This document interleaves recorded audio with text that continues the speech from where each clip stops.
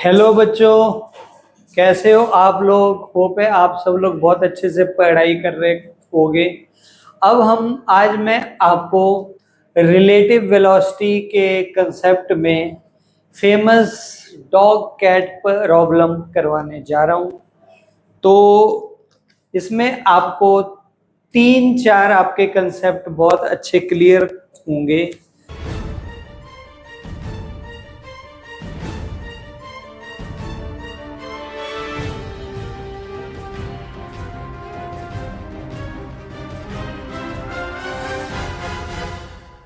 तो सबसे पहले हम प्रॉब्लम को समझते हैं। प्रॉब्लम ये है कि एक कैट है, ये मान लो कैट है बी ए, और ये है डॉग।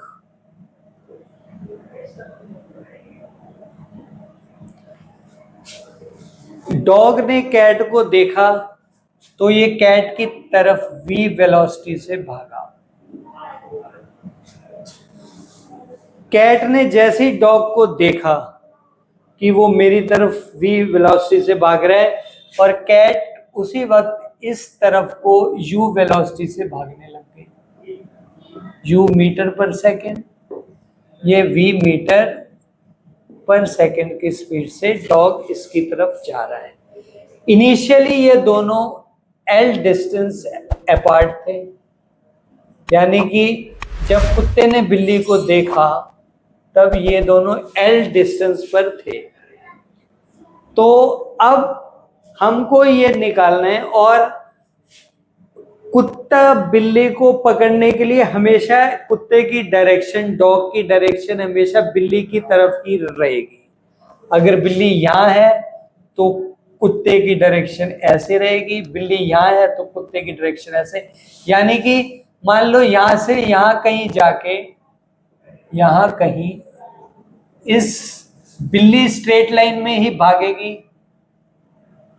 बिल्ली आपकी स्ट्रेट लाइन में ही भाग रही है, और कुत्ते की डायरेक्शन हमेशा बिल्ली की साइड ही रहेगी। तो कुत्ते का पाथ कुछ इस टाइप से रहेगा, और वो मान लो यहाँ पे जाके बिल्ली को कैच कर लेता है। तो ये पॉइंट को मैं नाम देता हूँ सी पॉइंट। तो सी पॉइंट पर जो कुत्ता है वो बिल्ली को कैच कर लेता है। अब प्रॉब्लम ये है कितने टाइम में वो बिल्ली को कैच कर पाएगा, और क्या कंडीशन है कि वो बिल्ली को कैच करेगा या नहीं करेगा। तो एक कॉमन सेंस से एक बात तो समझ में आती है कि अगर कुत्ते को बिल्ली को कैच करना है, क्योंकि कुत्ता ज्यादा डिस्टेंस कवर कर रहा है, बिल्ली कम कवर कर रही है उतने ही टाइम में, तो कुत्ते की स्पीड बिल्ली से ज्यादा रहेगी, तभी कुत्ता बिल्ली को कैच कर पाएगा, यानी डॉग कैट को कैच कर पाएगा। अगर डॉग की स्पीड बिल्ली से कम रहेगी तो बिल्ली निकल जाएगी, कुत्ता वहां तक नहीं पहुंच पाएगा, बिल्ली भाग जाएगी। तो पहली कंडीशन तो ये है, v should be greater than u। Her condition में v should be greater than u रहनी चाहिए। तो और ये हम आगे जाके प्रूव भी कर देंगे कि टाइम जब ही रहेगा जब v is greater than u। तो टाइम जब हम निकालेंगे, टाइम में ऐसी कंडीशन रहनी चाहिए कि v should be greater than u, ताकि टाइम की रियल वैल्यू आए। तो अब इस क्वेश्चन को सॉल्व करने के लिए बच्चों, ये बहुत ही एक रिलेटिव वेलोसिटी का बहुत ही अच्छा क्वेश्चन है। मान लो किसी भी एक इंटरमीडिएट पॉइंट पर कुत्ता dr डिस्टेंस चलता है। किसी भी एक इंटरमीडिएट पॉइंट पर कुत्ते की पोजीशन r रहती है, तो इसको मैं r वेक्टर के तरीके से डिनोट कर देता हूं। और वो डिस्टेंस कितना चलता है dr, वो डिस्टेंस dr चलेगा कितने टाइम में चलेगा, dt टाइम में। dt टाइम में dr डिस्टेंस वो चलेगा, और उसकी वेलोसिटी हमेशा कैट की तरफ रहेगी। तो मान लो इस वक्त कैट यहां पर है, तो यहां से एक आप, ये है कैट, तो ये है आपकी v वेलोसिटी और ये है u वेलोसिटी, इन दोनों के बीच में एंगल थीटा मान लो। किसी एक इंटरमीडिएट पॉइंट पर जब ये डी आर चलेगा और ये आर वेक्टर का मान लो इस डायरेक्शन में यूनिट वेक्टर आर है, तो v भी उसी डायरेक्शन में रहेगा जिस डायरेक्शन में आर यूनिट वेक्टर है। तो आर यूनिट वेक्टर क्या रहेगा बच्चों, R is equal to R vector by R. तो अब हम इसके लिए इक्वेशन लिखेंगे।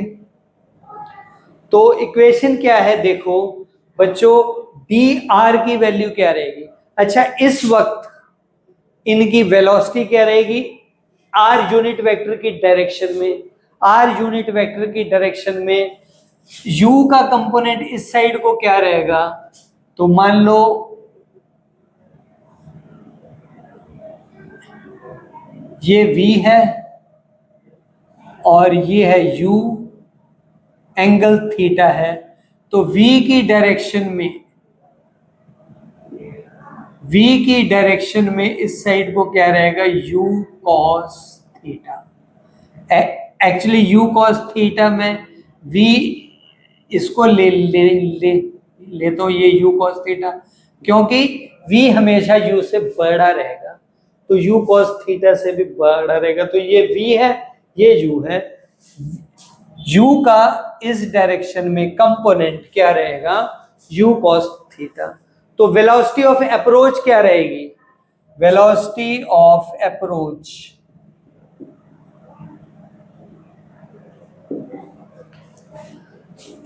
अगर मैं इस इंस्टेंट पे इसको स्टेशनरी मान लूं तो वेलोसिटी ऑफ अप्रोच क्या रहेगी,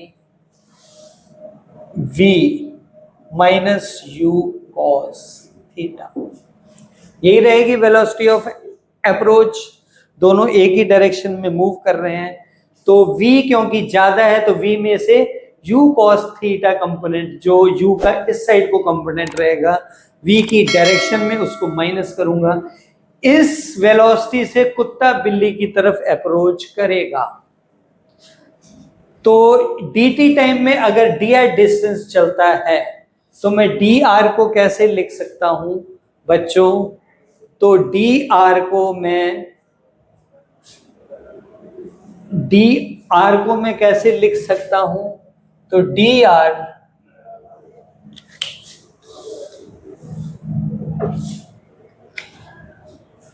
अब देखो बच्चों, एक बात ध्यान देने वाली है, पहले डिस्टेंस L था, जब कुत्ता बिल्ली को या t टाइम के, मान लो कैपिटल T टाइम में ये इसको अप्रोच कर लेता है, कैपिटल T टाइम लगता है इसको यहां तक, तो जब तक कैपिटल T टाइम में यहां तक पहुंचेगा तब तक डिस्टेंस L क्या हो जाएगा, 0, क्योंकि कुत्ते ने बिल्ली को पकड़ लिया। तो डिस्टेंस L से 0 तक जा रहा है, यानी डिक्रीज कर रहा है, तो मैं इक्वेशन लिखूंगा माइनस dr, क्योंकि डिस्टेंस डिक्रीज कर रहा है, is equal to velocity of approach v minus u cos theta into dr, distance कितने टाइम में ट्रेवल कर रहा है, dt टाइम। तो ये मेरे पास एक डिफरेंशियल फॉर्म मिल गई, dr बाई dt यानी velocity of approach is equal to v minus u cos theta. इस सिचुएशन से हमको पता लग गया। ओके, वेलोसिटी ऑफ अप्रोच क्या रहेगी, dr बाई dt, ये क्या रहेगी आपकी माइनस dr बाई dt, यही तो रहेगी वेलोसिटी ऑफ, यानी कि dr वेक्टर किस रेट से डिक्रीज कर रहा है। तो अब अगर मेरे को फाइनल वैल्यू निकालनी है तो माइनस ये कहां से कहां तक जा रहा है, L से G dr L से 0 तक जाएगा, L से 0 तक जाएगा, इज इक्वल टू ये कहां से कहां तक जाएगा, 0 से कैपिटल टी तक v minus u cos theta into D T. Okay, integrate कर दो इसको इंटीग्रेट करने पर ये मिलेगा माइनस r l से 0 इज इक्वल टू 0 से t v D T minus 0 से t u cos theta D T. Okay, यहां तक बात समझ आ गई? सिंपल मैथमेटिक्स है।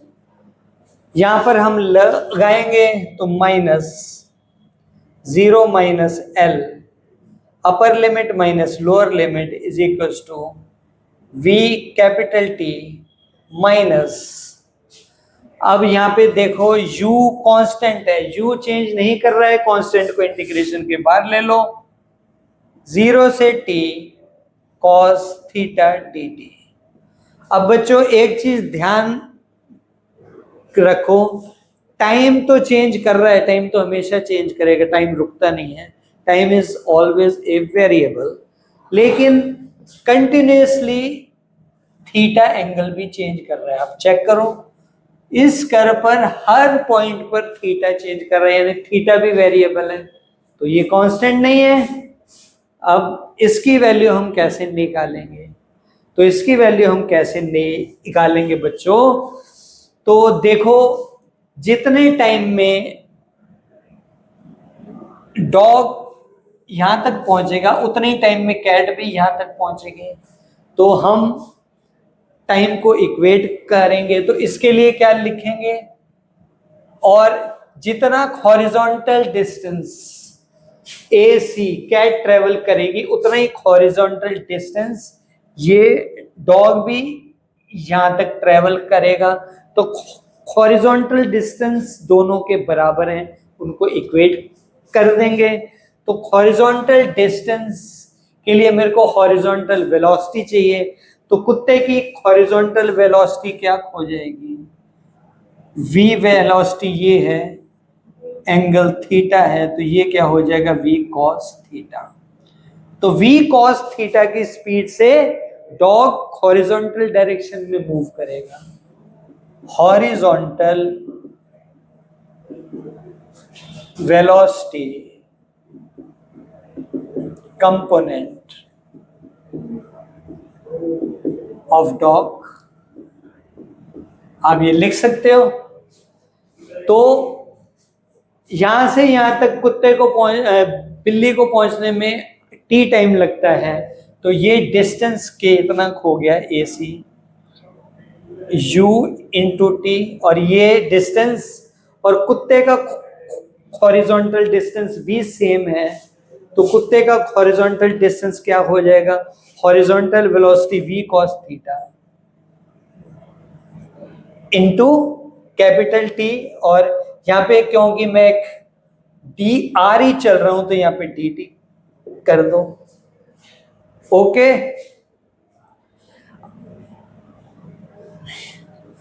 यहां तक आपको समझ आ गया रहेगा। अगर इसको dt टाइम में मान लो कैट u dt डिस्टेंस चलती है, तो dog v cos theta dt distance चलेगा। टोटल टाइम में ये 0 से t तक जाएगा, तो ये भी 0 से t तक ही जाएगा। ओके, तो ये बन जाएगा आपका u capital T equals to v। देखो वेलोसिटी कुत्ते की कांस्टेंट है v, खाली एंगल चेंज कर रहा है, v नहीं चेंज कर रहा, मैग्नीट्यूड नहीं चेंज कर रहा, ध्यान रखना है।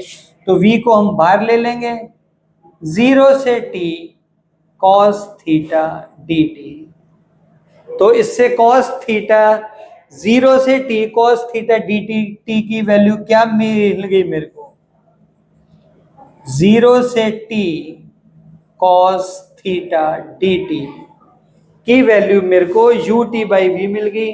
अब यहाँ पे 0 से t cos थीटा dt की ये सारी वैल्यू एज इट इज मैं यहाँ पर पुट कर देता हूँ तो ये हो जाएगा L is equal to V T minus U into U T upon V. इसकी वैल्यू मैंने यहाँ पे रख दी, बस अब कैलकुलेट कर लो। एलसीएम लेंगे तो v l is equal to v square t minus u square t. T common ले लो, t is equal to v l upon v square minus u square.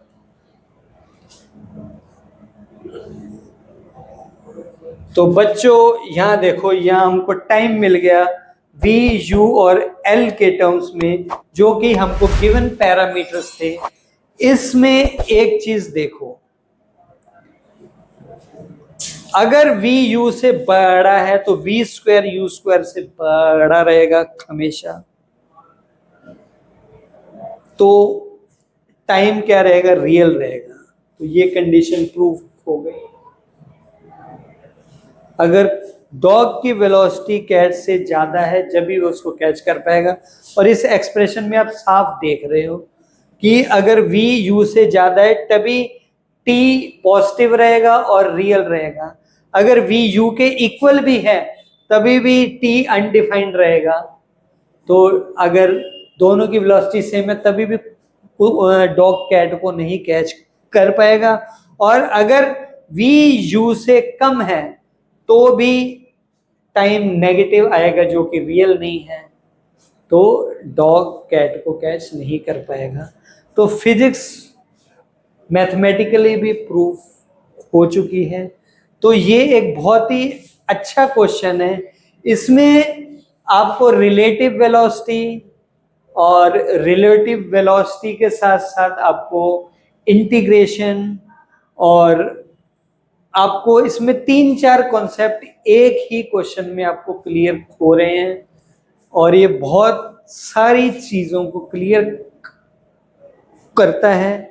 ऐसे ही आप फिजिक्स के थोड़े माइन्यूट कॉन्सेप्ट्स को और थोड़े बारीकियों को समझने के लिए हमारे चैनल सचदेवा क्लासेस के साथ जुड़े रहिए और फिजिक्स को एंजॉय करते रहिए। Thank you very much.